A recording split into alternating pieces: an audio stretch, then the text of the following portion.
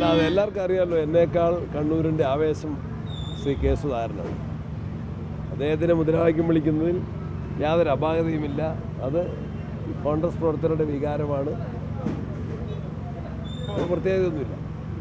പക്ഷേ അതൊരു അനൗചിത്യമായി പോയില്ലേ, പ്രത്യേകിച്ച് എല്ലാവരും ഇല്ല. കെ സുധാകരൻ അത് നിങ്ങൾക്ക് അറിഞ്ഞുകൂടാത്തതുകൊണ്ടാണ്.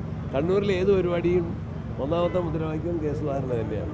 എന്തുകൊണ്ടാണ് അദ്ദേഹത്തിന്റെ ഫോട്ടോ ഫ്ലെക്സിൽ വരാതിരുന്നത്? അത് DCC പ്രസിഡന്റ് അത് ഫ്ലെക്സ് അടിച്ച ഒരു കമ്പനിക്ക് വന്ന ഒരു അപാകതയാണ്, കൊടുത്തായിരുന്നു എന്ന് ഞാൻ മനസ്സിലാക്കുന്നത്. ആ അപാകത ശ്രദ്ധയിൽപ്പെട്ടപ്പോൾ തന്നെ അത് തിരുത്തിയിട്ടുണ്ട്. ആര് പറഞ്ഞു നിങ്ങളോട്?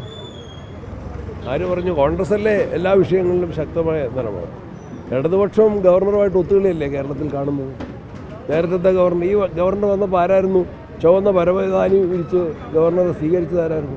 മുഖ്യമന്ത്രിയും ഭാര്യയും പോയിട്ടല്ലേ ഗവർണറെ സ്വീകരിച്ചത്. മുഖ്യമന്ത്രിയോടൊപ്പം അല്ലേ ഡൽഹിയിലെത്തി ധനകാര്യമന്ത്രിയെ കണ്ടത്. അതൊരു അഡ്ജസ്റ്റ്മെൻറ്റാണ്.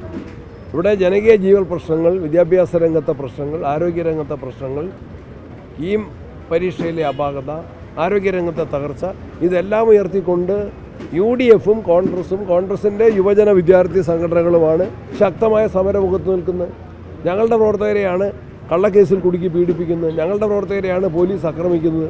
അതിനെയാണ് മുഖ്യമന്ത്രി ന്യായീകരിക്കുന്നത്. മർദ്ദനം ഏറ്റിട്ടില്ല എന്ന് അപ്പഞ്ചേട്ടൻ തന്നെ. ഞങ്ങൾ അന്വേഷിക്കും. ഒരു കാര്യം കൂടി, അക്രമ രാഷ്ട്രീയത്തിനെതിരെ ചർച്ച നടത്തുമ്പോൾ